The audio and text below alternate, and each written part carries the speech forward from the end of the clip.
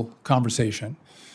So there are requirements in the last administration, like a racial equity impact analysis has been completed for the project, or the recipient or a project partner has adopted an equity and inclusion program plan, or has otherwise instituted equity-focused policies related to project procurement, material sourcing, construction, inspection, hiring, or other activities. And so what I see with the climate and the social justice requirements in the projects that you so dearly want built, that it's adding costs on. It's costing more money. And if we take out, 5 to 10% on climate or social justice, that's money we don't have for additional projects. And that's my concern. And then the final point is the Supreme Court in the Harvard decision said we are not going to divide people and make decisions based on race or sex. We're going to make it based on the people and in Harvard, the quality of their applications to the school. And so here, these were specific instances where the costs were going up. And I don't know that this was adding to the safety or the quality of the project. Well, I would ask you to have your staff look at the Adirondack decision that deals with this issue. And the Adirondack decision has not been overturned by the courts. And I maintain that a lot of what we're doing at the Department of Administration today is in violation of the Adirondack decision.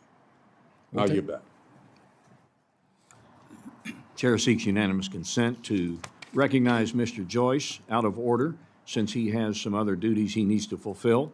Hearing no objection, Mr. Joyce, you're recognized for 5 minutes. Thank you very much, Mr. Chairman, and welcome, Secretary Duffy. Mr. Joyce. Mr. Secretary, in FY19, the Department of Transportation launched a Port Infrastructure Development Program to increase port capacity and resiliency while modernizing an aging port infrastructure. Since then, the department has distributed more than $2 billion to port authorities, tribal, state, and local governments, and private companies. While 70% of these funds went to the West Coast and East Coast ports last year, only 2% of these funds were awarded to the Great Lakes ports. I'm concerned that under the previous administration, these funds were not being distributed fairly across all regions. In your testimony, you mentioned your budget request provides the Maritime Administration with $596 million more than FY25 enacted less. How will your request help ensure ports in all regions of the country have access to needed funding so that they are able to operate at full capacity? So I thought you might ask me that question. So I asked MARAD, is there a disparity in the money that goes to the Great Lakes? And they're telling me no, but I'm going to investigate that a little bit further. As you know, I'm from northern Wisconsin, and we care about Lake Michigan and Lake Superior, and equal access to resources is important. It's a driving force in the economy in our region. So I understand that. I'll continue to have this discussion with MARAD, and would look forward to getting back to you and getting you the information that I find. Thank you. I've been open about going for all the Great Lakes. I haven't just pushed Lake Erie. But can you describe any plans your department has to ensure and improve that regional distribution of federal assistance under the Port Infrastructure Grant, or is that something that you need to? Well, we're working through our plans right now, and would be happy to partner with you as we review that and look at it. Many aviation stakeholders are still concerned about the challenges the FAA faces in reviewing medical certificate applications, as well as the steps it's proposing to streamline that process. According to stakeholders, two of the main issues causing delays in the FAA medical certification process are, first, the outdated paper-based system used to submit and process medical records, and second, the limited availability of specialist review panels, which only meet every couple of months and can only review a small number of cases at a time. These challenges create long wait times before a physician can even begin reviewing a case, leaving both the pilots and the aviation medical examiners stuck in a stressful and often frustrating holding pattern. Secretary, would you describe any actions your department's taken or plans to take to streamline this process, reduce costs to taxpayers, and ensure pilots can safely return to the air in a timely manner? So this is an issue that I too have heard a lot about. A lot of pilots have reached out. It is too slow, it's too laborious, complicated. And so I've had conversations with the FAA on how we can improve this process. And I'd be happy to, again, circle back with you and talk about how we're going to navigate making this process more responsive and quicker. And I understand and fully appreciate the fact that you've inherited a lot of problems in a small period of time, and I've seen you work, that you'll be able to work through this process. I'll throw out one last thing. is I had an opportunity under former Chairman Schuster and Secretary Chow to go to Canada to see the system that they have in place up there for the aviation control. And I know that there's some issues with it, but there's better systems that exist than what we have in place. And then been in the towers to watch the people have to transfer paper. I can't believe that in this day and age, this is an American system, but I know under your leadership, we'll get that problem fixed. Thank you, sir. I yield back. Thank you, Mr. Joyce. I'm going to recognize now the full committee chairman, Mr. Cole, and Ms. Torres will be on deck. Mr. Cole. Thank you very much, Mr. Chairman.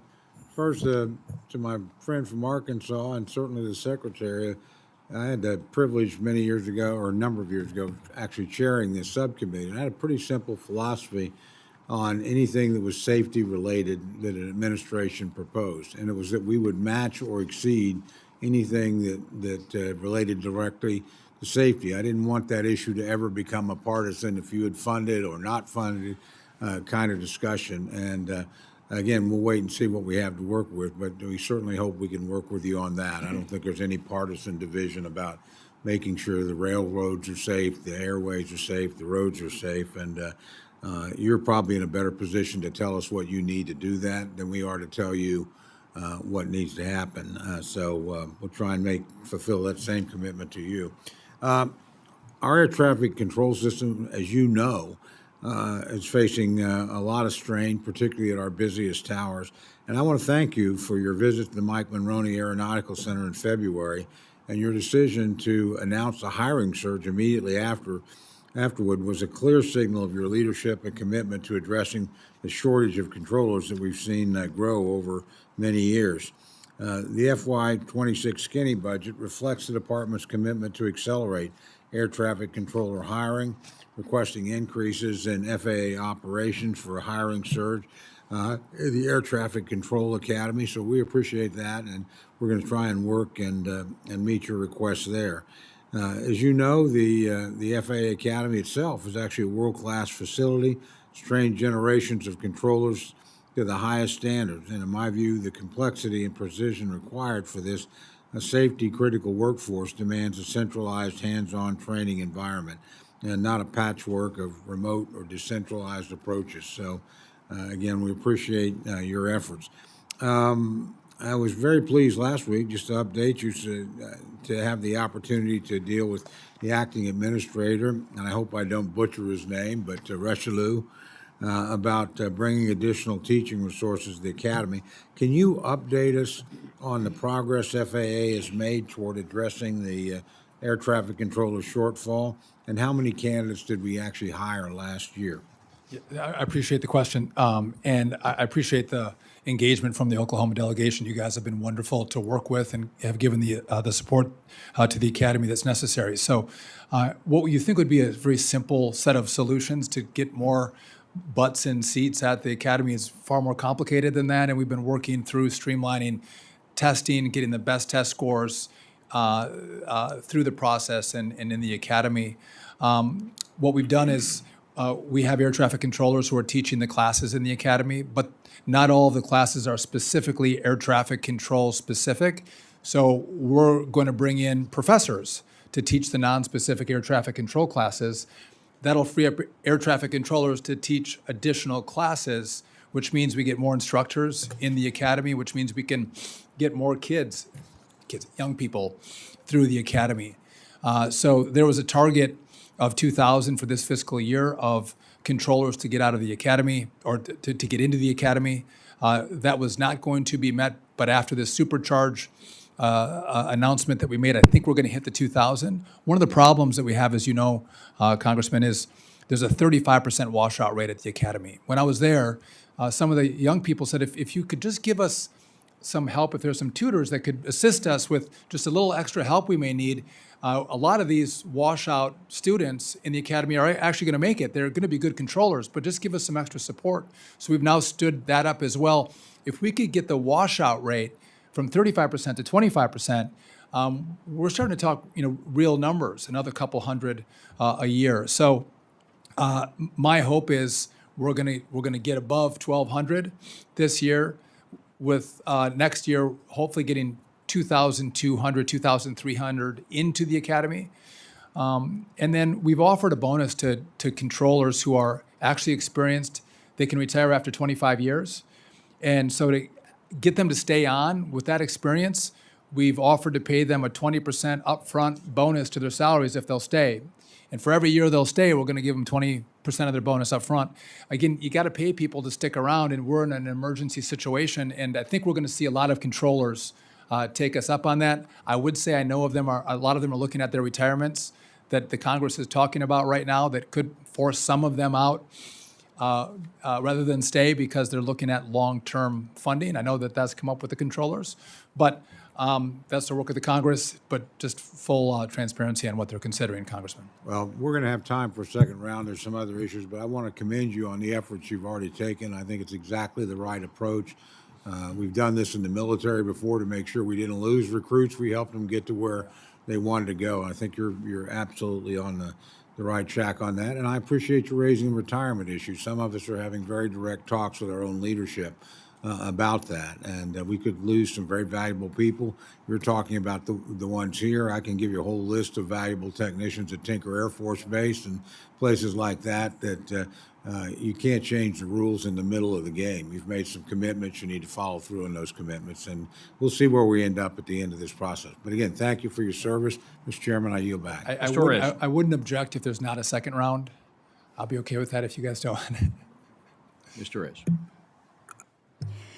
Thank you, Chairman and Secretary Duffy. Welcome to the committee, and I look forward to welcoming you in the Inland Empire sometime in the fall. I want to give you a little background on the district that I represent, California's 35th Congressional District. We refer to it as the Inland Empire. Infrastructure is our lifeline. Our region is a logistics hub where trucks, trains, and airplanes deliver goods to massive warehouses. The bipartisan infrastructure law and this committee's appropriations gave my constituents hope, investing in public transit, safety, and more reliable transportation network. But I'm very concerned that the ability of my cities to build these projects is being undermined by the layoffs, the workforce layoffs. The cuts have made it almost impossible to get funds out the door, and only 12% of federal grants are just being distributed. Delays combined with lumber and steel tariffs have threatened vital programs, and it's resulted in one major rail public transportation program to be completely canceled, no longer affordable. I also represent the Ontario Airport, and I'm concerned about the recent actions taken that undermine our air travel safety. Bipartisan efforts in Congress, as you have recognized, increased funding for air traffic controllers. But the administration undermined that by offering deferred resignations to controllers. And at least 400 of them responsible for maintaining air traffic control systems were fired, resulting in delays to much needed upgrades. I agree, and I'm so happy to hear what you just told the chairman of the full committee, and I want to make sure that you are successful in hiring those 2,000 people, in addressing the attrition rates, and addressing the training needs of this workforce. I'd like to ask for unanimous consent to enter into the record an email that I received from United Airlines this week about air traffic safety. This is an email that was sent to me as a passenger on a future flight that will be flying through Newark Airport. Without objection, so ordered. Secretary Duffy, planes are falling from the sky, some crashing into each other. Air traffic controller systems are unexpectedly shutting down and resetting themselves. Traffic controllers are too nervous to continue in many cases. Praying for a safe landing isn't enough. I'm glad that you recognize that. The flying public, though, needs to hear more reassurances that you and the department and all of us working together are doing everything in our power to ensure that no more lives will be put at risk, and that we can continue to fly safely and be delivered to our destination in a safe manner. I also want to address the planned closure of the pipeline and Hazardous Materials Safety Administration regional office in Ontario. It's a big mouth name for an office that does such critical work. This office plays a critical role in overseeing the safe movement of hazardous materials, like dangerous gases and corrosive materials, directly impacting the safety of my constituents and the entire region. The Alameda Corridor splits my district in two. Hazardous materials travel through the heart of my cities every single day, and this office is supposed to stop problems before they happen. I sent a letter to raise concerns about this closure, and frankly, the May 8th response I received reads like it was written by someone who doesn't give a shit about the consequences of closing this office. It provided zero assurance that this office would be restored and blamed the lease termination on another agency within this administration. We can't be blaming each other. We have to take accountability for what has happened, and we have to reverse course. It is clear that the safety of my constituents and the region at large is being completely ignored by bureaucrats looking to justify savings on a website. Just last year, inspectors from our region identified 15 probable violations, and it only takes one safety violation to result in a catastrophic incident like the one in East Palestine, Ohio. Secretary Duffy, how can DOT justify this closure? And I know that my time is almost running out, but how can we justify this closure, and can I count on you to review the process of this other agency of closing this office? I'll give him a few seconds to respond. Thank you. Thank you. Mr. Chairman, there's a lot of falsehoods that were just lodged. If you'd give me a moment to respond to the 5 minutes of misinformation, I would be happy to do that. So we have not fired, haven't let any one air traffic I didn't say controller they go. You fired said that we let anyone. 400 go. No one in air traffic control has been allowed to take a deferred resignation offer. We have preserved all of our safety critical mission positions, including air traffic controllers. Not one has been allowed to retire by any of the programs that we've offered. Not one, not 400, zero. We're in this situation because the last administration didn't see to take initiative on the 3,000 controllers short that we were. Under COVID, they didn't stand up the school fast enough to get more kids through Oklahoma so we would have more controllers in the airspace today. The infrastructure didn't rot in the last 100 days. We didn't have 3,000 controller shortages in the last 100 days. There was 4 years that came before where nothing was done. And watchdog groups have warned the DOT that the infrastructure was failing, and nothing was done. So we're going to do something about it. We're going to try to fix it. By the way, if I could just talk about grants, Mr. Chairman, can I say one grace moment to be 30 seconds? So between Obama and 2,000 positions were Right. funded Let the in the gentleman- last let the gentleman administration. respond. So don't say nothing was done. between Obama and Trump, Election Day and Inauguration Day, in that time frame, Obama announced 50 grants in that time frame. Between Trump and Biden, the Trump administration announced between Election Day and Inauguration Day 100 grants. This time, between Biden and Trump, Pete Buttigieg announced 1,000 grants, a massive increase. And you all say, where are my grant agreements? So they announce all these grants, and I have to do the work, and I'm going to do the work, but offer some grace to the DOT. There's 3,200 backlogs here. We're going to work through it. I want to get you your money, but to blame it on us, I think is rich. Thank you, Mr. Secretary. And once again to my colleagues, as I said in announcing the Q&A, if you're going to spend most of your time editorializing, giving your opinion, that's okay. It's your time. But don't ask the committee to be terribly lenient if you're going to do that, and then expect a response from the Secretary. Mr. Rogers. Thank you, Mr. Chairman. Mr. Secretary, welcome home. You've had a distinguished record of service in this body, and so one of us has done good, and it's you. Thank you for serving. In this capacity, we predict that your record will be enhanced even more in this job than in your previous one. Let me ask you about rural highways, roadways. Yeah. 20% of Americans live in rural areas, but they account for 43% of all deaths from 2017 to 21. Over 83,000 fatalities.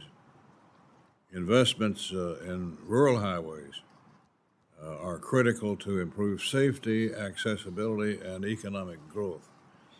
What are your plans for, especially for the rural road system in the country? Mr. Chairman, I appreciate the question.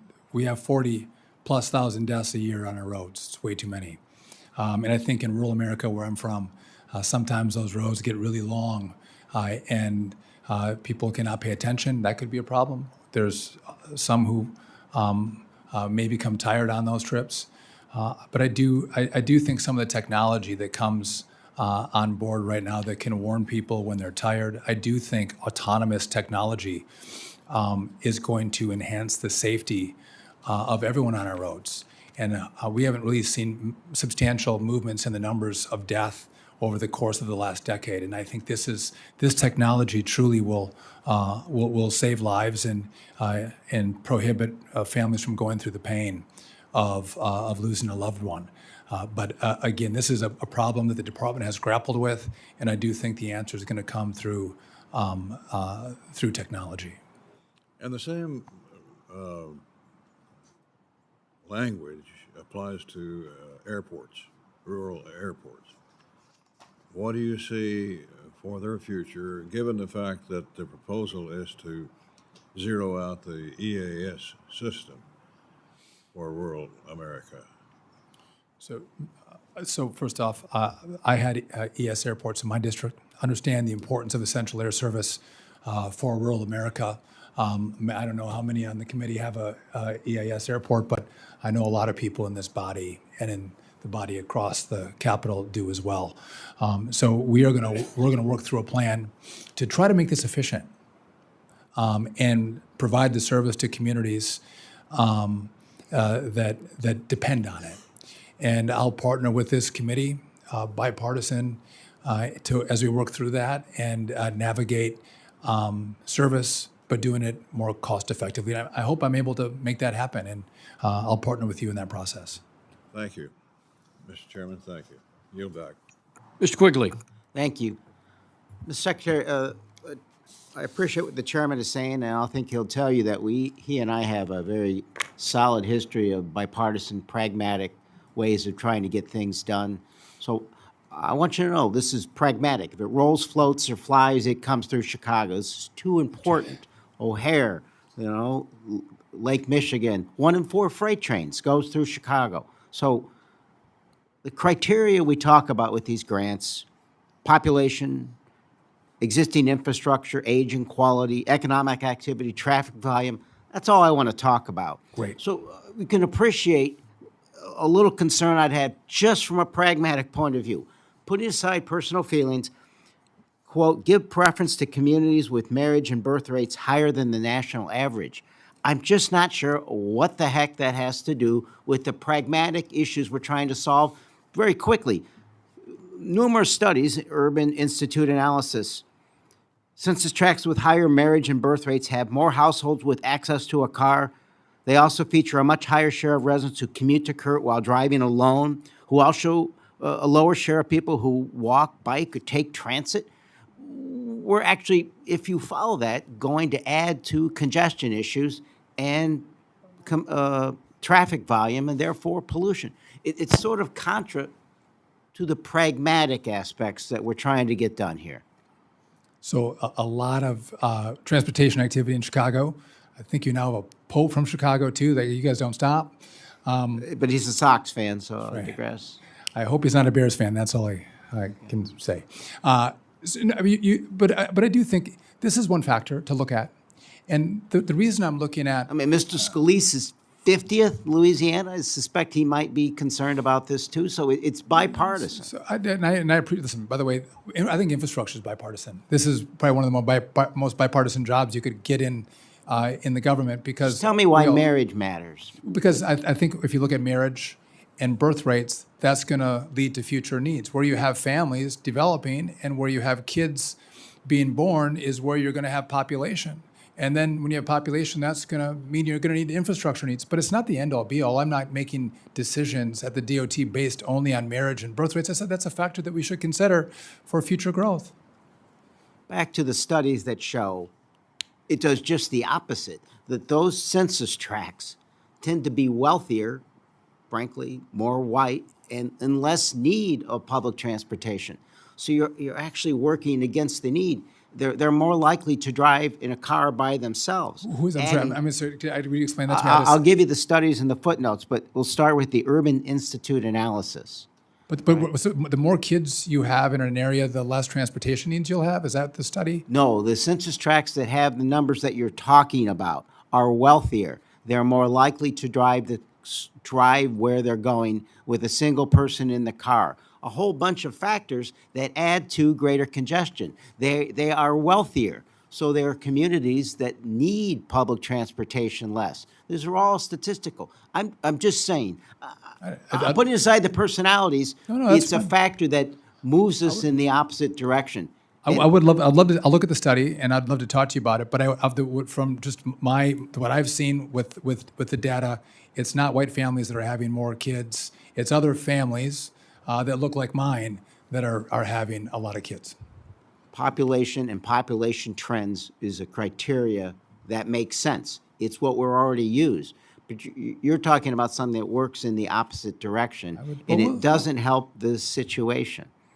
Well, again, where we have children, we have families, we have population growth, and we'll need infrastructure. I think that's pretty simple. The notion is that you want to help families with kids. Generally, you want to help families. You want to help families with kids. Well, I think families are great, and I think kids are great, but I also think that You want to support families with children. Well, no, I want to support infrastructure needs of the future, and where we have families and kids is where we're going to need infrastructure. Where I think we're going to see growth. I think that's fair to say. But what you're going to have with more kids, and you're going to have poorer census tracts, they're going to need more public transportation. This is going to skew us toward highway projects, road projects, and fewer projects for mass transit. That's just statistically true. If we need more freight to bring in more goods, more diapers into these communities, we can talk about that. If we need to, if we need, second if we need, round, if we I'm need sure public, we will. Transportation in these areas where we're having more kids, we should talk about that as well. This was not one-off highways. We'll look at the whole department and all the modes and how we can serve the future of I just population want you to growth. appreciate this is the pragmatic, personal feelings aside. We'll do that in the second round. I appreciate that. Thank you. Thank you. Yeah, we'll take up the diaper dandies in round two, okay? Mr. Quigley? Ms. Bice? Thank you, Mr. Chairman, and thank you, Mr. Secretary, for being with us. And I want to take a moment to reiterate Chairman Womack and Chairman Cole's condolences to the Lilly family. Thank you for being here and working with us to ensure that we continue to have the safest skies in the world. I, as Chairman Cole, also represent portions of the Oklahoma City area, and I'm proud to represent thousands of FAA employees in my district who work at the Mike Monroney Aeronautical Center. I want to thank you for your recent visit in February, and I'm glad you're able to see the critical facility and the great work that's being done there. I want to share with you a quick story because I think it is an example of how broken things have been. After I was elected, I tried to get in to see FAA, Mike Monroney Aeronautical Center, for quite some time, and the former Secretary of Transportation made it very difficult for the staff to allow me in. I finally got in October of 22.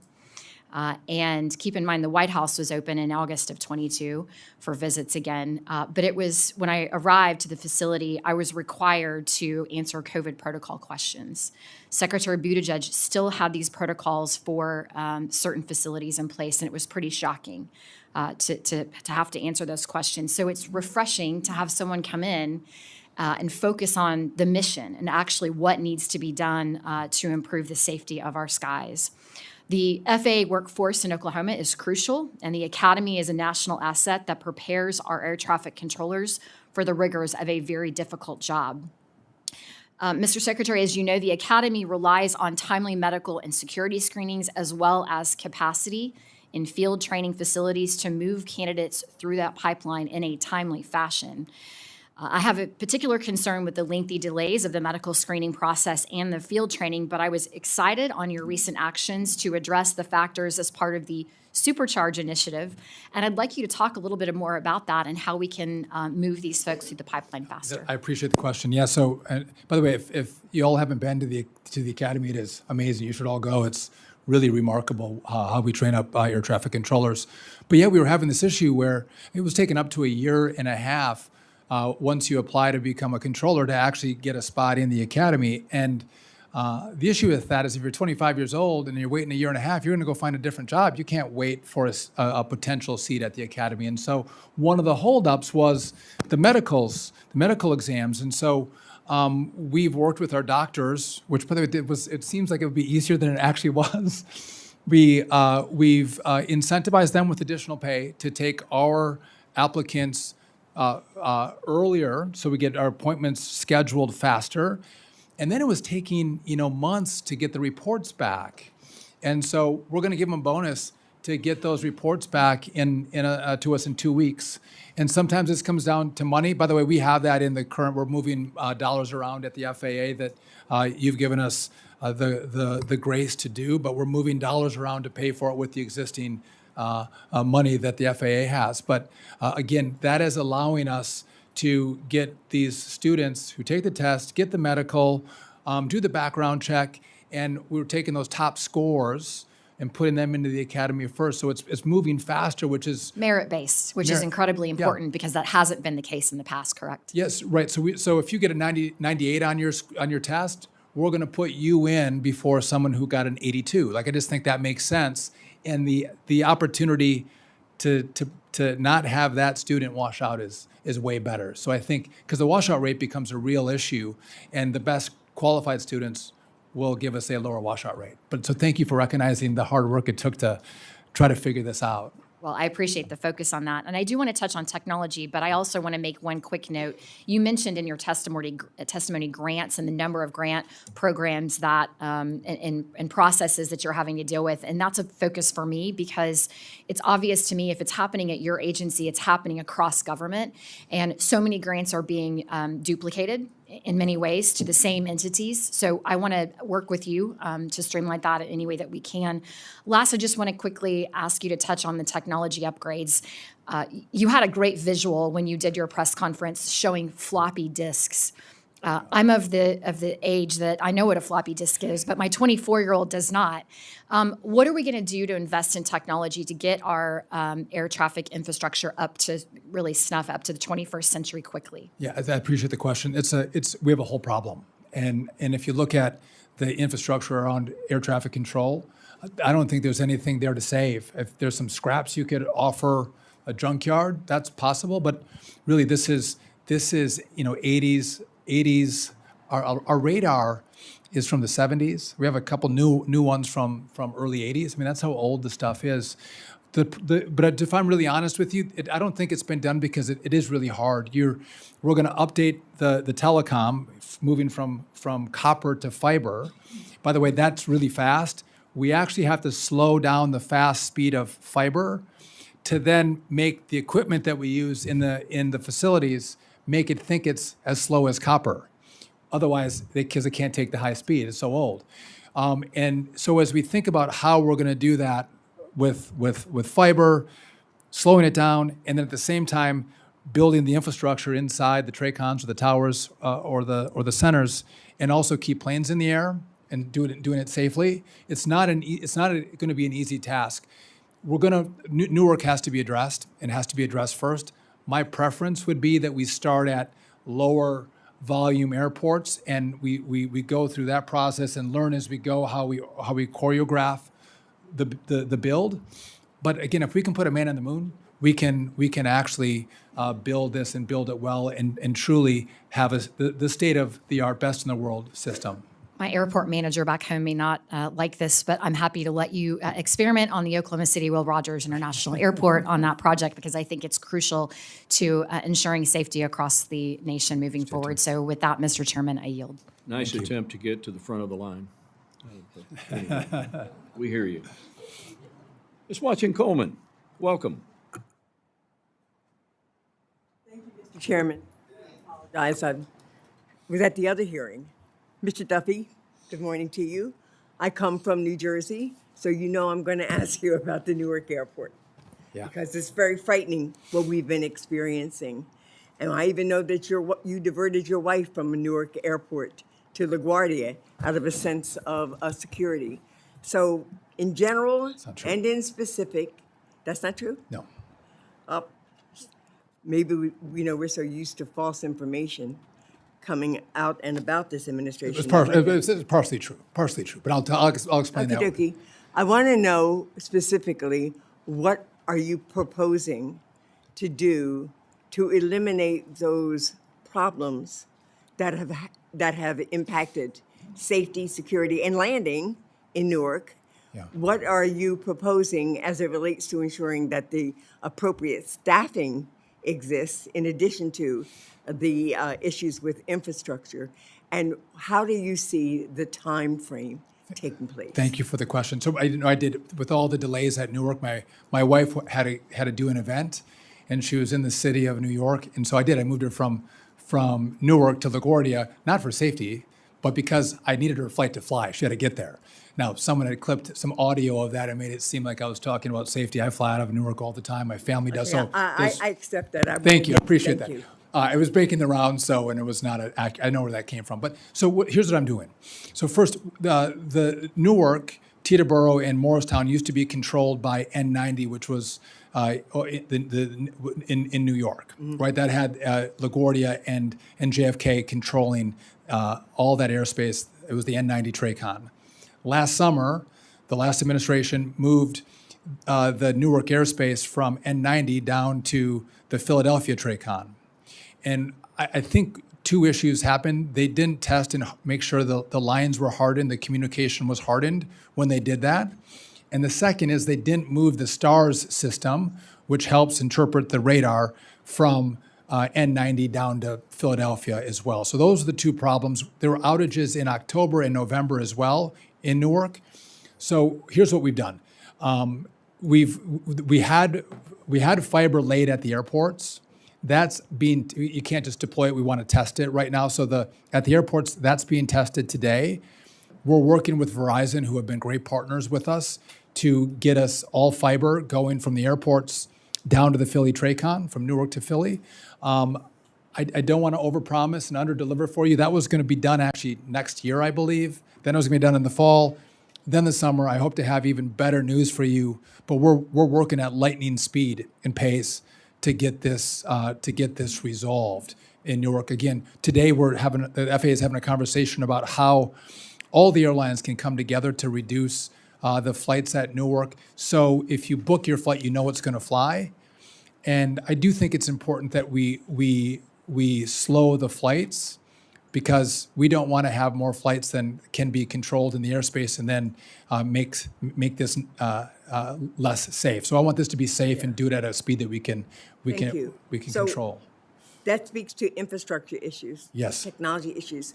What about staffing issues? What about tower control staffers and the people that need to have eyes and ears and, responsibility for the Yes. safety and security at the airport? So I think the last administration moved it because they were having staffing issues at N90 and they thought they could better staff it at Philadelphia. That was one of the rationales.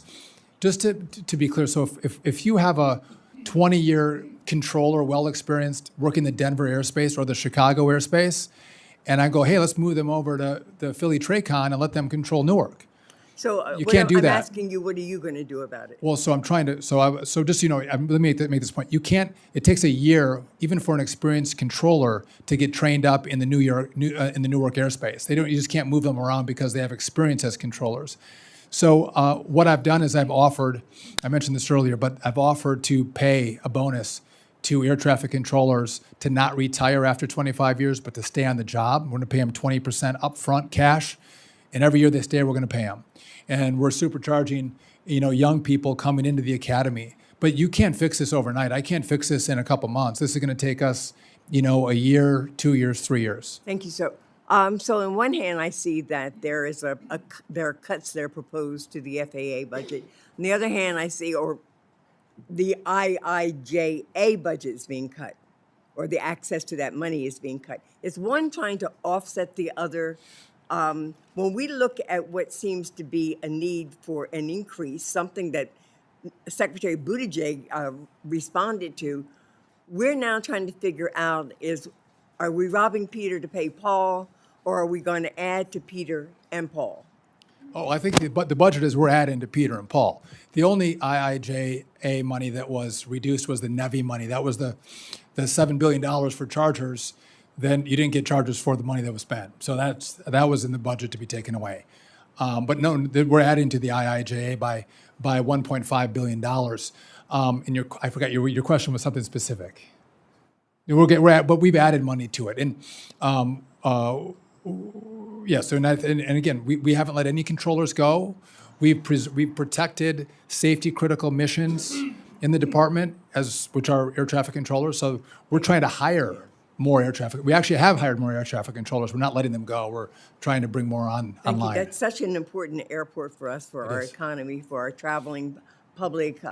Safety and security is first and foremost. And I thank you, Mr. Chairman, for giving me the additional time and for acknowledging me when I came in. It's even more important because I fly out of there too all the time. So I want to make sure it works. Sheriff, Mr. Rutherford.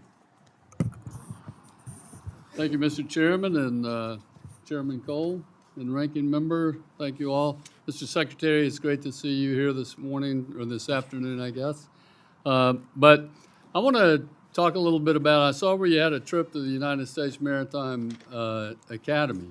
Yeah. And that's a particular interest to me. And so I believe we share that interest with President Trump, actually, in revitalizing the U.S. maritime situation. Because it's not only critical to our economy, it's also critical to our national defense. And so I want to talk about the Merchant Marine Academy and how it contributes to both of those missions. And with your recent trip, I saw some comments, I think, that you had about that. I'd love to hear your take on that. And also, I see a real commitment here to MARAD through the 596 plus up billion. So could you talk to us a little bit about your vision and your visit to the Merchant Marine Academy and where you think we ought to be going with that? So if you guys all go to Oklahoma City to tour the academy, but also if you all went to Kings Point, these kids here are some of the most amazing young men and women that I have a lot of kids and I've met a lot of kids. These are some of the most amazing kids I've met.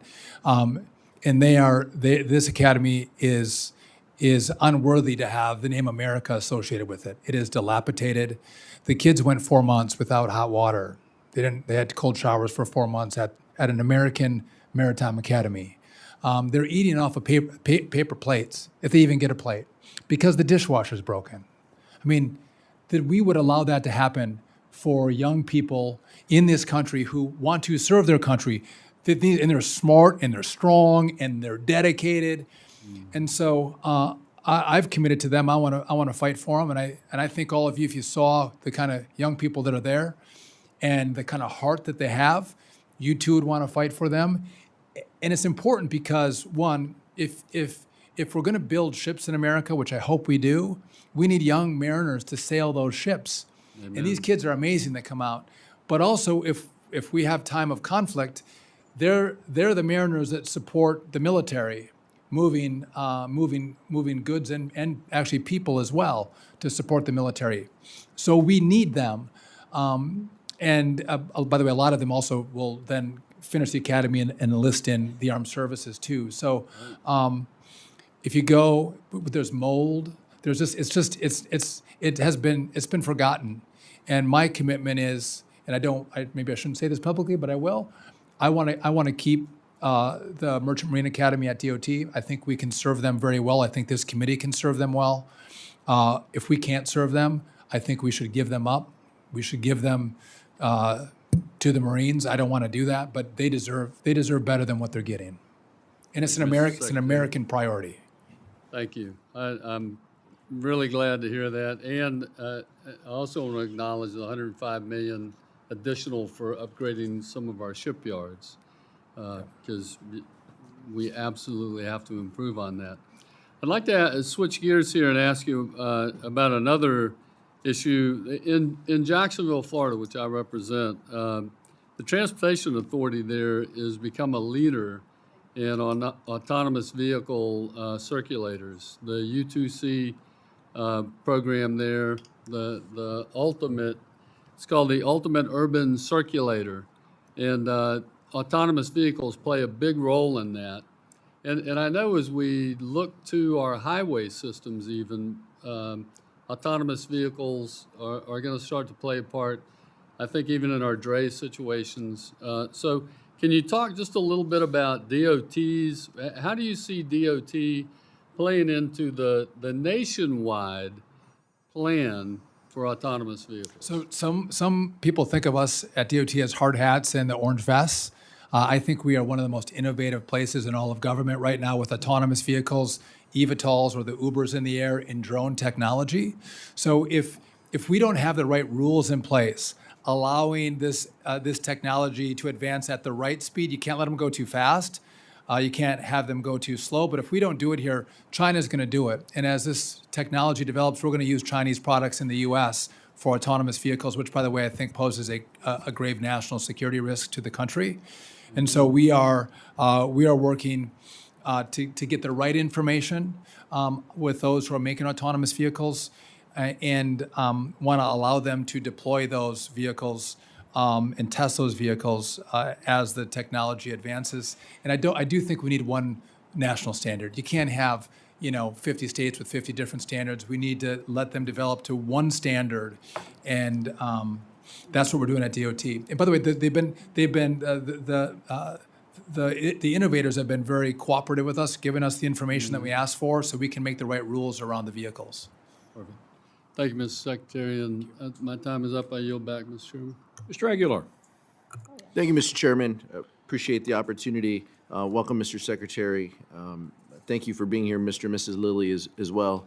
Mr. Secretary, as the chairman mentioned, chairman of the full committee and chairman of the subcommittee, safety is of primary concern to all of us. You see that in the questions that are being asked by both sides.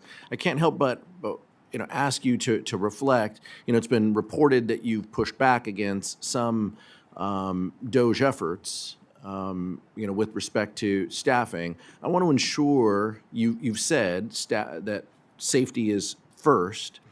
As the chairman mentioned, notification of Congress is also an important authority and a responsibility that you have. Implementing these grants, I agree it is a time-honored tradition to point the fingers at your predecessor. It's something we do quite often, here up on this dais and in this dome. But the importance of doing all of those jobs, safety, notification, grant awards, is the responsibility of your department. And with fewer people, I hope you can continue to execute those important missions. In January, California experienced horrific wildfires, and the devastation was so huge. It's tough to comprehend. Pictures don't do it justice. In February, the governor of California requested $101 million under the Department of Transportation's Emergency Relief Program to help rebuild federal highways, bridges, and roads. Congress is waiting for the president to request of Congress to pass a disaster supplemental that includes funding for Southern California. It's been months since the wildfires occurred. We haven't seen anything from a formal request of Congress. Do you have any updates on the status of a request, Mr. Secretary? And have you seen some of the damage?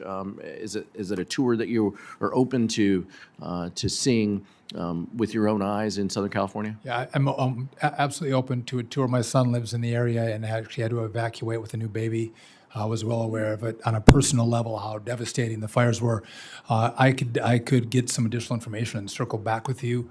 I don't have it for you right now, though. Specific to that line item, though, you're confident in the DOT's ability to implement that funding if Congress adds the additional dollars for the emergency relief program? So I'm confident that I'm going to have the staffing levels to accomplish the mission of the department. And again, that's responsive to all of you. That's responsive to a president who wants me to be able to support the builds in America. So yes. Do you know how committed the administration is to executing disaster assistance without preconditions? We wouldn't put preconditions on tornadoes and floods, hurricanes. Why would we do it in this case? I haven't had that conversation with the administration.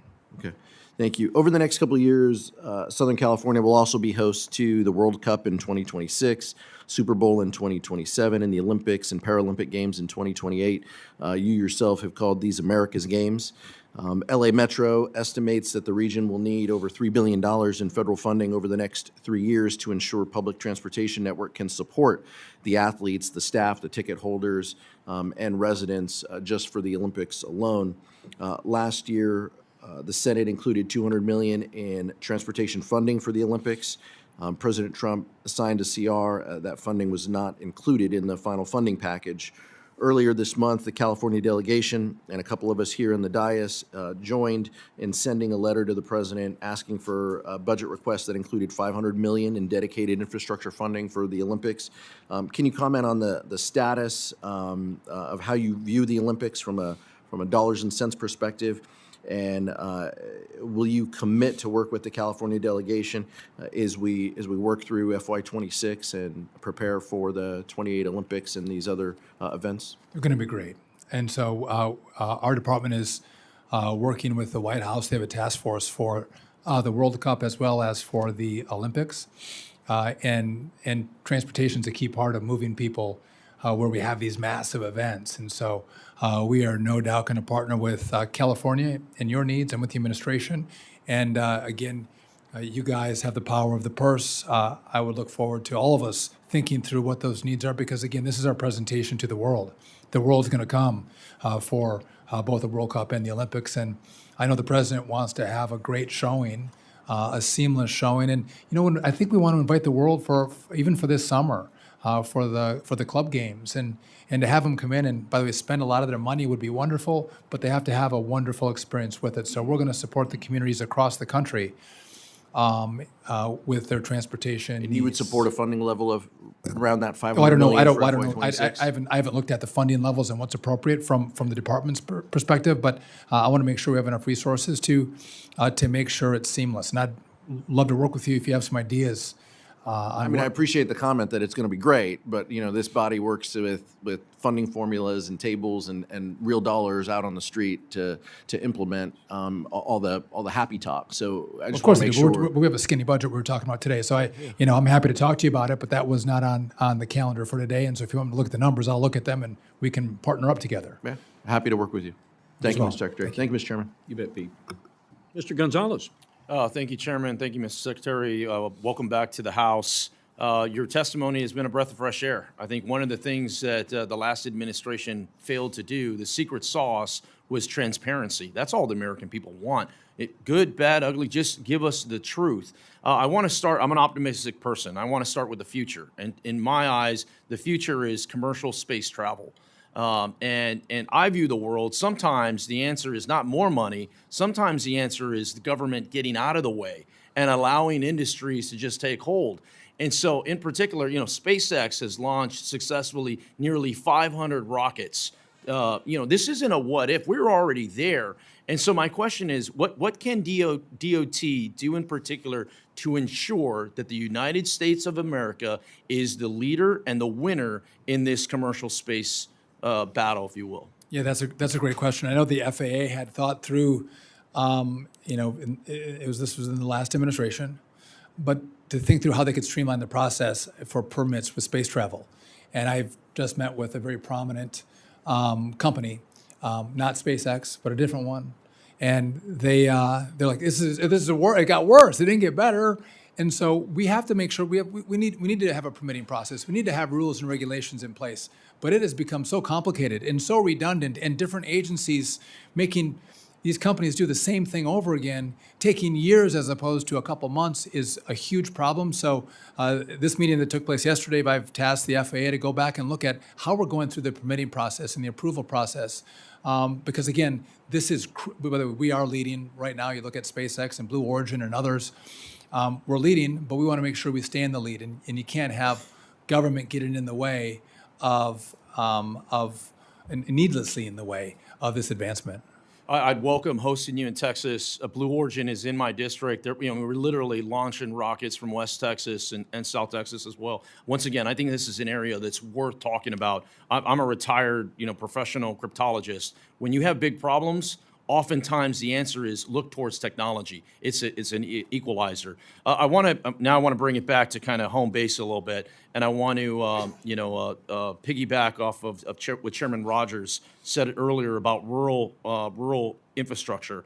One of my counties, Reeves County, produces more natural gas than anywhere else in the country. Okay.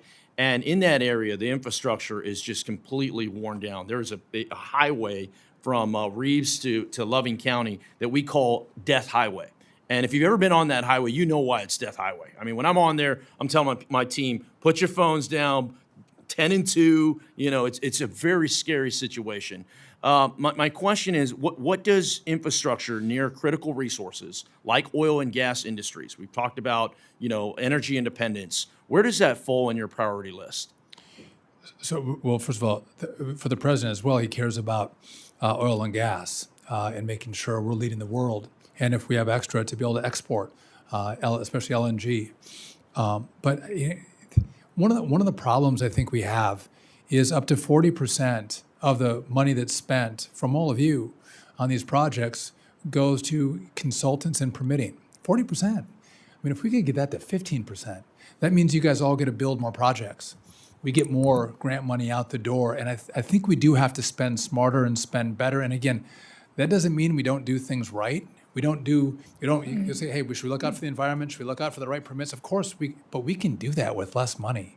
And the consulting class that is built up almost seems to be bigger than the construction class around these projects. So we're looking at permitting reform right now. How can we delegate more authority to states to do some of the work? Because we think they can move faster and more efficiently than the federal government. Excellent. I mean, I look forward to working together. I bring that up because oftentimes rural America gets forgotten in this equation. One, when they produce a lot of these very critical resources. I met with a woman there in Pecos County who her number one ask was, she said, Tony, my son is terrified to start driving. He's 15 years old. It's a reasonable ask to have, our children not be terrified to drive on our highways. So the last thing, and we could take this back, once again, I'd like to build upon this. I'm almost out of time, but the Del Rio Airport is very important to me. We have not had an airlines in there since 2022. The reason why I mentioned Del Rio, Texas, it's along the border. It's critical infrastructure when you talk about border security, Laughlin Air Force Base. It has a lot of nodes in there. As we look towards that, I look forward to working together on how we can restart this rural kind of airlines in there. I appreciate that. Look forward to the work. Thank you, Chairman. I yield back. Mr. Espaillat. Thank you, Mr. Chairman. Thank you, Secretary Duffy, for being here. I also want to thank the family, the Lilly family, for being here. Our prayers and our hearts go out to you and the memory of your son. That tragic accident in Reagan Airport. I myself was on a plane with 4 of my other colleagues that witnessed the wing being clipped by another flight as we stood in the runway at the airport. So air traffic safety is critical. My district, which has Harlem, East Harlem, Washington Heights, and the Northwest Bronx, stands sort of like in the center of LaGuardia, Newark, Teterboro, Westchester, and even JFK. So all of that air traffic flies right above my district. And Secretary, recently, staffing delays and system malfunctions at Newark Airport have caused, obviously, significant delays and safety concerns. To adequately address this issue and general air traffic control modernization initiatives, industry experts believe that at minimum, we need to invest $30 billion. Now, we've seen the president's discretionary skinny budget call for $18 billion. Now, you yourself had explained the archaic condition of equipment. Newark is going through a runway reconstruction. The system, the operation was moved to Philadelphia. That's going to require additional dollars. And of course, we need to train air traffic controllers, and that's not going to be able to be done in it overnight. So if the experts are saying that we need $30 billion, how do you expect to do all of this with the proposed skinny budget, $18 billion? Thank you for that question. So as we go through the budget process, we're going to have a conversation because I think this is very special, what we need to do here.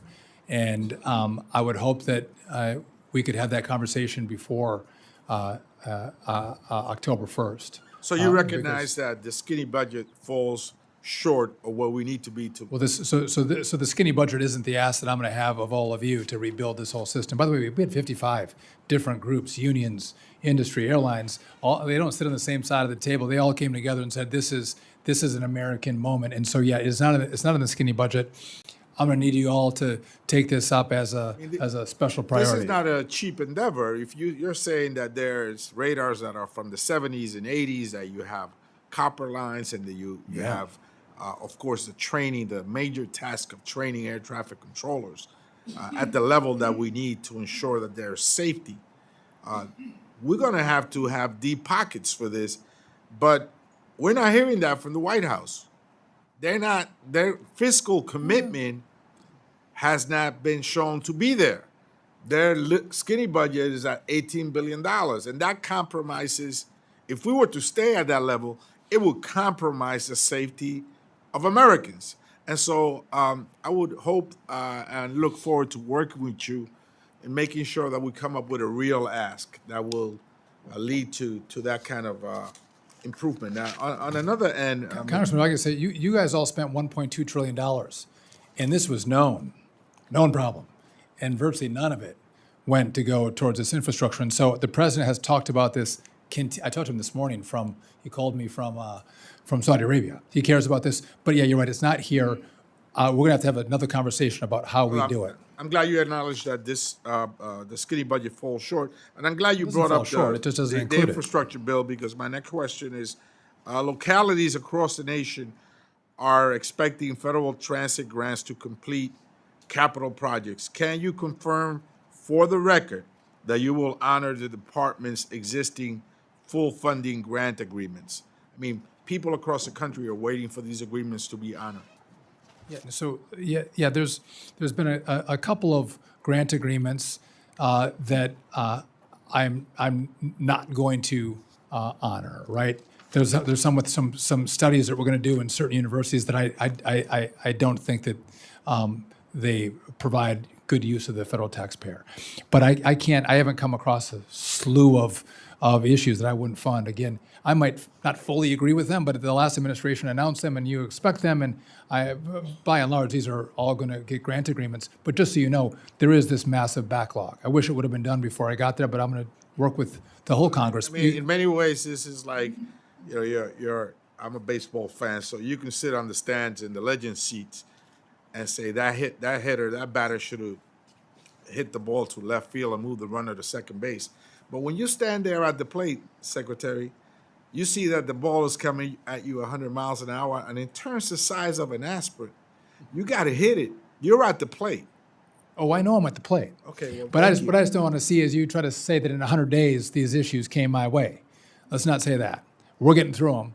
I was left 3,200. So recognize that and then go, good for you you already got almost 10 billion out the door and you've done almost over 400 of them. Good speed, go faster. But try to look blame it forward- like I'm trying to I- hold I things look up or forward freeze to things. working with It's you. not accurate. So let's not do that. I look forward to working with you. Thank you. You too. Now batting, Ryan Zinke. Thank you, Mr. Chairman, and Secretary Duffy. It's a pleasure to see you again. You as And well. I want to thank you for stepping up to service once again. We served together in the House. I look forward to serving together here. I guess, you're from Wisconsin, you're from northern Wisconsin, and I'm sure you're attuned to the problems of rural America. Yes. And in the news, we see that, a lot of times urban America gets all the news because we're close to Washington, D.C. But rural America, I can tell you, our bridges and roads are falling apart. In Montana, for instance, we have a little bridge called Knoxon Bridge, the only bridge to a wonderful little city that was built in 1922 over the Clark Fork River. And over about 100 years, that bridge is going to fall in.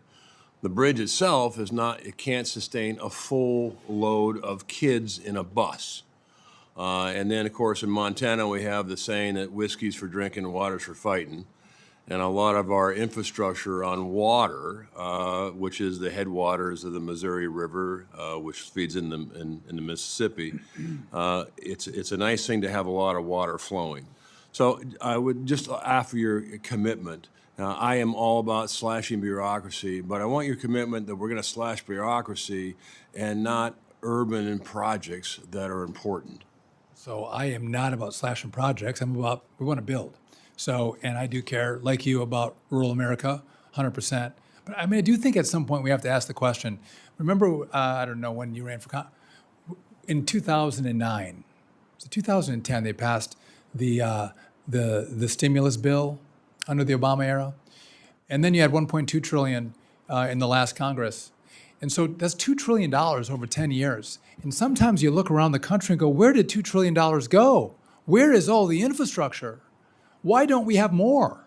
And I think it does, a lot of this money gets eaten up in again, the permitting and the consultants. And I want to see more of the money go, to turn dirt. That's what we have to focus on. And if we do that, I think there should be money for all of our projects. But if it gets eaten up just by the consultant class, all of us lose. All of our communities lose because you don't have the resources to build your bridge that can't take a busload of kids. I appreciate that. I appreciate your commitment to rural America. Sometimes we're flyover and our voice isn't heard. And UAVs.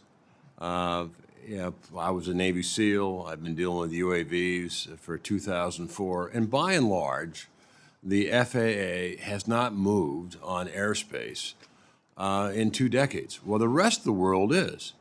And as you know, UAVs are incredibly important for efficiency on pipeline surveys, on wildlife surveys, on agriculture and precision, and yet we're still line of sight. I understand I understand that there's complications in safety, but if you don't fly, there's no risk. And that's more or less where the FAA has been for years and years and years. Are you committed to looking at technology and integrating UAVs into the NAS? So I'm excited about this. I would just say stay tuned. Very short order, you're going to see the work that we've been doing. So that's going to happen. But absolutely, this is new technology. We actually have to have rules that allow it to be deployed. And deployed safely. By the way, this gets to be, again, you see what's going on in Russia and Ukraine. These are tools for commerce, they're tools for industry, but they also can be tools of war. And so thinking through how we do it with the military, what's the military side and what's the commerce side, and navigating that effectively is really important. But again, if we don't allow this technology here, it'll be developed in the rest of the world and then used here. And you don't want drone technology from somewhere else flying in American airspace. So I'm with you on that. And by the way, and beyond visual line of sight, people are getting coffees now by drone, or there are Amazon packages delivered by drone. We want to have, again, one national standard on how these companies can deploy across the country. And just on the air traffic control upgrade that we're going to do, it's going to bring more efficiency to the airspace. so you can integrate these eVTOLs, and you can integrate drone technology as well. So the airspace is going to get more complicated. You can't navigate it with what we have today, but what we're going to build, we can accommodate what you're talking about. And I just outside a comment, if you are going to move the Merchant Marines, I think is a magnificent experience. It's the highest paid undergraduate degree in this country is Merchant Marines. And by the way, you graduate the academy, you can cross-deck to any other commission source. It's a great academy. But if you are going to move it, I would suggest the United States Navy, not the United States Marine Corps. With that, I yield back. Duly noted. But just a head note, if you have a young person that wants to consider going, they're getting the kids that are graduating are making $150,000 to $180,000 working 6 months a year, or maybe a month on, month off. But it's really good money because they're highly skilled. Good point. I don't want to give them up. By the way, I want to keep them. So, but And if Mr. Chairman, if you could just allow me another second, and also in the Merchant Marine Academy, because they do rotate 4 on, 4 off, 4 weeks on, 4 off. They're in Montana. The kids that do it. Best hunting season, best fishing season, best summer. It's the greatest job ever. I'd like to be a Merchant Marine. it's right after Wisconsin. Preceding paid for by the Visitors Bureau of the great state of Montana. Mr. Siscomani. Thank you, Mr. Chairman, and thank you, Secretary Duffy, for being here. I also want to welcome Mr. Tim and Sherry Lilly for being here, and sorry for your loss. Something we want to address and make sure that none of that happens ever again. Mr. Secretary, I remember the first conversation we had. This was back when I was considering this job, and you called and you said, from a father of 6 when I took this job to another father of 6, you can do it. And you even said that you had more kids when you were on the job. I didn't follow that example. I stayed at 6, but it was great knowing you then and meeting you and understanding your passion for families and for our country and what drives you, I think drives many of us in this committee as well. So I want to thank you for that. And I want to start by addressing an issue that is a top priority for everyone here in the subcommittee, obviously, which is aviation safety. And we've been talking about that quite a bit. I really appreciate the prioritization you give this issue in your budget request, and want to highlight a tragic incident that happened in my district. You may be aware of it. On February 19th of this year, 2 small aircraft crashed mid-air, resulting in the death of 2 individuals in Marana, Arizona. It is critical that the federal government works to ensure that something like this never occurs again. I know that's your focus and passion. So can you talk a little bit about, provide an update on how your budget proposal will ensure incidents like this do not occur again, especially in smaller rural airports that are regional and with less resources? That was tragic. This was in an uncontrolled airspace.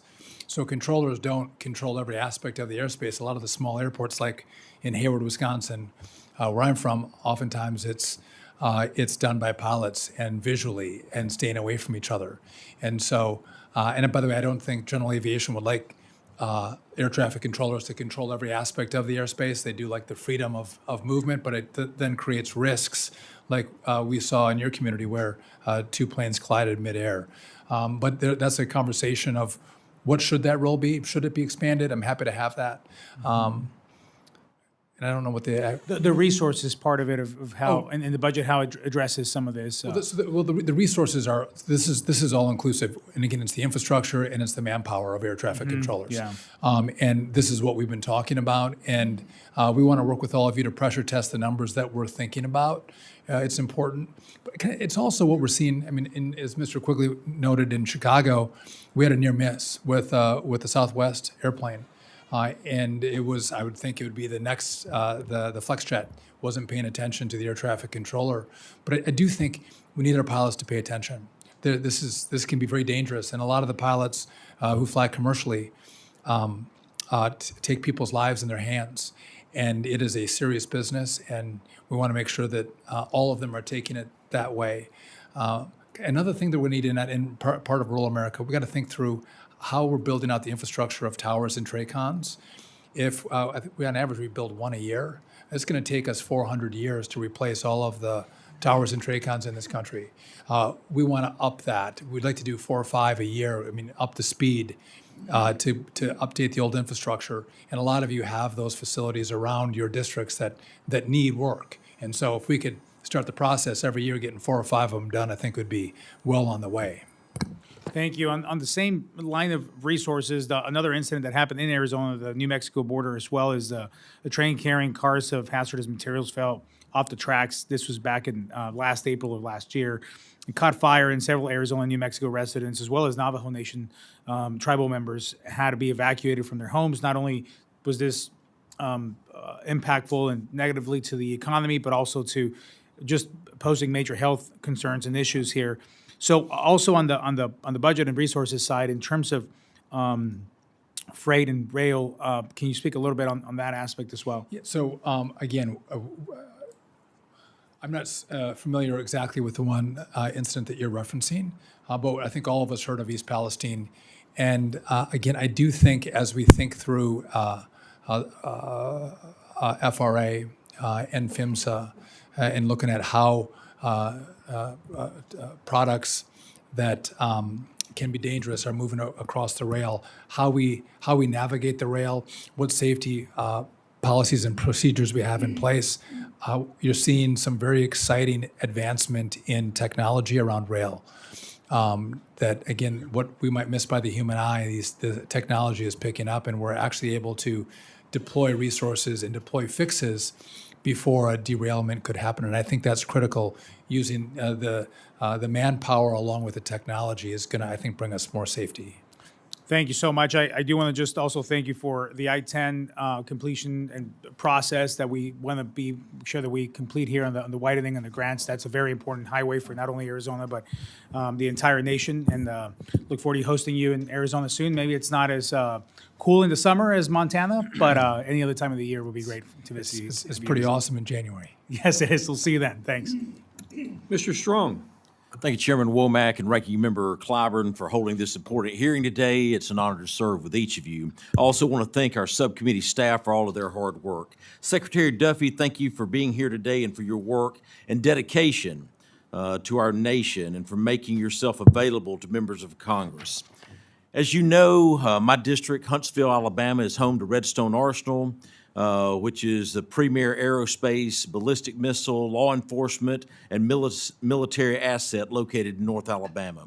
More than 50,000 military members, contractors, and public servants commute to Redstone Arsenal, and the second largest research park in the country, every day. Secretary Duffy, can you tell us how your agency plans to invest in the projects surrounding key national security installations such as Redstone Arsenal? Are we talking ports? Roads, airports, ports, Yeah, so we got it all. I can't tell you specifically around that facility, but I'd be happy to discuss what the needs are with you to, again, calculate those needs and resources and Thank further you. the conversation. Alabama's 5th Congressional District is also home to Huntsville International Airport, which I'm proud to say was just named the #1 best small airport for the second year in a row. It serves 1.47 million passengers annually and has the second longest runway in the southeast United States, and is the only FAA licensed commercial space reentry site in the United States.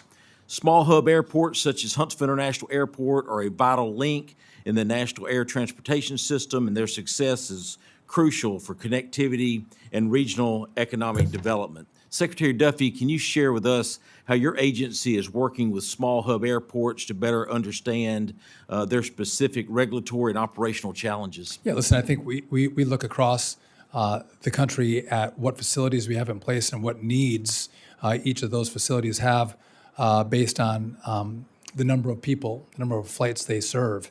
And so specifically in Huntsville, we'd be happy to discuss that further with you. But again, we have to go through a priority list of what are the oldest infrastructure that we have in regard to airports, and how do we effectively use the money that you give us to do the appropriate upgrades and think long term what project comes at what time. So if you have special needs in your community, I would be happy to discuss those with you. Thank you. Do you have the resources needed to help ensure that small hub airports can effectively access and utilize federal funding? Well, I think we can always use more money. I don't know that you guys all want to give, but you know what? We are going to do more with less. And again, I have to, just if I'm honest with you, I'm sure the FAA has done this. I have been in the 106 days or 5 days that I've been here, we have been focused on a couple of big issues with regard to what's wrong with the national airspace, how do we control it, what's happening with controllers. We dealt with multiple incidents from what happened at DCA to what happened in Alaska and Toronto, the mid-air collision that Mr. Siscomani mentioned. I think it was the Motley Crew plane also crashed in Arizona. So there's been a lot of aviation. I'll go back and talk to the FAA about specific needs across the country. Thank you. As you know, timing and predictability are critical to efficient airport capital planning. Could you talk a little bit about the department, what the department is doing to provide consistency and transparency in the timing of funding awards, especially for small to mid-sized airports? Yeah, I know that we just got a big tranche of grants out from the FAA, again, across the country for airport improvements. But again, as I mentioned throughout the hearing, the backlog is substantial that was passed off to me. A lot of announcements, a lot of celebration with the announcements, but that's the easy part. The work is actually getting the grant agreements done, and we're going through that now, and we're going to get there. We're working at it, and we're going to get more announcements as each month goes by. But it's taking time just because of the volume that was left for me. Thank you. In addition to commercial aviation, my district is also home to the Port of Huntsville. This is a multimodal hub that integrates air cargo, rail, and industrial development around the Jetplex Industrial Park. The Jetplex Industrial Park supports hundreds of aerospace, automotive, and advanced manufacturing industries. Over 400 companies rely on this port to provide timely and efficient service to their operations and supply chain. How is your department prioritizing and investing in projects that will strengthen and safeguard key domestic supply chain and logistic hubs? Yeah, this body, I believe, gave us the FLOW initiative, so we're able to get companies to coordinate shippers with the industry to coordinate what kind of needs are going to be in the system, and it's multimodal. And again, those tools actually have been working very well that the Congress gave us. And we're trying to expand that, but industry loves it. And again, planning for the needs that we have throughout the country and the capacity excess and shortfalls is, I think, critical. And the tool that, again, this body has given the department, I think, has been working very, very well. And again, we want to grow it. Thank you. Chairman Womack, I yield back. Thank you, Dale. That completes our first round of questions, and I did say earlier in the hearing that we'd have a second round if somebody wanted to. I'm going to waive any opportunity that I might take to ask another question, but if there is anybody on the dais that does have a desire to ask another question or get a quick response, I'd be willing to recognize them. I'd yield first to Mr. Clyburn, the ranking. Follow your lead, Mr. Chairman. Okay. All right, the full committee chairman, Mr. Cole. One quick point we didn't have a chance to cover, but I would just ask you, as you put things together, you take a strong look at. We made a lot of progress here in FY24 on tribal roads, and we actually went back, and there have been no hearings on tribal roads or tribal housing for 20 years.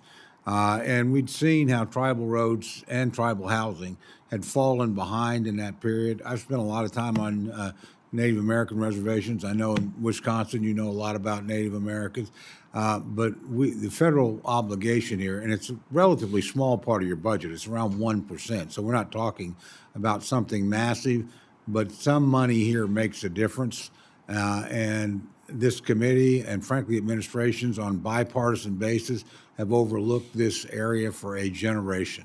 And believe me, it is really bad in some of these places. You're thinking you're not in a third world country, you're in the wilderness. So I would just ask you, I know you got to make some tough funding decisions, and we're going to try and be supportive of those, and we're going to try and help you in other ways. But please take a special look at that. Don't let it get lost over there, because that's what tends to happen. It's sort of out of sight, out of mind. And I've watched generations of politicians on both sides of the aisle and administrations do that. This committee made a big step forward in '24 and would have again in '25 had the bill happened. And so I don't want to lose that momentum. So if you just consider that as you go about all the many decisions you have to make, I'd be very grateful. I appreciate you bringing that up. I understood the housing needs and the infrastructure needs across the tribal lands in the country. Senator Ben-Ray Lujan mentioned it as well, and I think we should work together on thinking how we can spend money well and where the most needs are. Because you're right, it's not third world. Oftentimes, it is wilderness, and I think again a lot of some places you may not need the investments, but there's other places that truly need the investment and they haven't received it. So I'll work with you on that. Thank you very much, Mr. Secretary. Ms. Torres. Thank you. Thank you, Chairman. Oops. Seems like all the equipment is faulty around here. Once again, I would like to go back to our conversation over the closure of the FSMA, or it has not been closed. The lease is supposed to expire in August. But I would like to have more information about the assessment that was done to come up with a decision that it would be a good decision to close this facility, given the fact that the nearest facility is 1,000 miles away. I also, for the record, Chairman, I like to include this AP article dated February 19th of 2025. Without objection. That talks about the 400 personnel. I'm going to give it to you. I'm going to hand this over to you, Mr. Secretary, just so you know. I'm not here to fight with you. I'm here to ask the tough questions. No one wants to see planes crashing. No one wants to be that person who receives that call.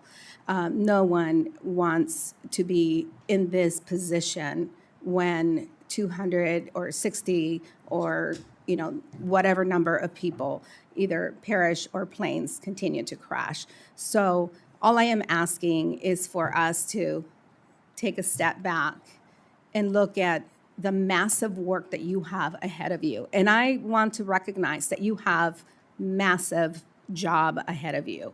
But given the fact that DOJ has come in and made decisions probably without even communicating those decisions with you, I want to believe that we are in all of this, all of us are in this together, and it's going to take all of us to push back to ensure that positions, whether they're air traffic controllers or the people fixing the equipment behind the scenes, just because we don't see them or hear from them doesn't mean that they're not critical positions. So with that, I'm going to yield back, and I look forward to continuing this conversation with you. On your facility, I will get briefed on that and coordinate with you and get back to you. So I don't have a good answer for you right now. No, I understand. And in regard to the 400, again, I think maybe I misunderstood. I thought you were saying they were air traffic controllers, and they're not. I don't know what the reference was. No. And if I could just make one, there are 46,000 employees at the FAA. It's a huge agency. A lot of them do good work, but if I can do things more efficiently in some spaces, I want to do that. But there are critical safety missions that we have, and I'm going to make sure those folks not only stay, but we build upon that. And to your point, this is not partisan. Air traffic control, what we have to do, it's an American problem. Everyone I've talked to on both sides of the aisle are like, well, how do we work together? And I think that's the mentality we're going to have to embrace each other and serve everyone who flies, our families, our neighbors, our communities, and I look forward to working with all of you on how we do that together, because this is not a partisan, it's an American moment. We want you to succeed. Thank you. Thank you. I yield back. Great hearing this morning. Thank you, Mr. Secretary, for being here. We look forward to your continued leadership and a partnership as we continue to achieve the shared goals that we all have, and that is for to be the gold standard of a transportation network throughout, and your leadership will be vital to that end. The lady to my left who keeps the clock and takes all the required notes and keeps me pointed in the right direction is Avery Pearson. She is typical of the professional staff members that you saw behind us here today, scattered throughout this room, and I am eternally grateful for them. They, as you know, Mr. Duffy, they are the unsung heroes of the Congress because they do such remarkable work and with no expectation of anything in return except, you know, a regular paycheck. So thank you, Avery, and to all of those who are behind me that do this great work. Tim, Sherry, we are grateful you are here. You've honored us with your presence, and your loss is unimaginable. And we in the American public grieve with you. And again, we recommit ourselves to making sure that what happened never happens again. And your participation in this hearing this morning says a lot about you and your family and about your son. So thank you from the bottom of our hearts for being here today. Mr. Clyburn, any closing remarks? Thank you very much, Mr. Chairman. I too wish to thank the Lilly family for being here today. On that particular day, I think it was 67 people in both aircraft lost their lives. One of whom, and I've heard from several of those families, one of whom was a young lady who was landing in Washington to accept a job, a new job. It's a law professor at Howard University. Her story I think about a lot. Mr. Secretary, thank you so much for being here. As you know, I represent the entire peninsula of Charleston. When I came to Congress, the primary economy in South Carolina was driven by two T's, textiles and tobacco. Today, it is still driven by two T's, but now it's tourism and transportation. And I would hope that as we work together toward the future, that we would take into stock that the Department of Transportation is very important to this country, very important to us in South Carolina, but it does not operate in a silo. It operates, hopefully in conjunction with our trade representatives, with our Department of Commerce, because we are suffering in South Carolina. Just recently, Volvo just announced a layoff at that facility. It's the only Volvo facility in this country, but they're laying off because they can't get their parts they need from other countries because of tariffs. BMW, Mercedes-Benz make all of their popular HBCUs, whatever we call it, in North Charleston, South Carolina, in my district. So this is very, very important for us to make sure the Department of Transportation is functioning in a way that would benefit the future of our great country and do so in such a way that we utilize all of our resources and our talents to make this country greater. Thank you, and now you bet. Mr. Ranking Member, I would welcome your invitation to come to Charleston. We could even invite former Chairman Trey Gowdy to join us as well. I look forward to it. Well, Trey's a good buddy. We don't agree on much politically. In fact, I guess I'm as close to the governor of South Carolina as one could possibly be. And we don't agree on anything politically, but we are good friends because we believe in the future of South Carolina and all South Carolinians. You bet. And on that note, staff members are reminded that questions for the record should be submitted to subcommittee staff within 7 days. Thanks again to everybody for your participation in this hearing. This subcommittee stands adjourned.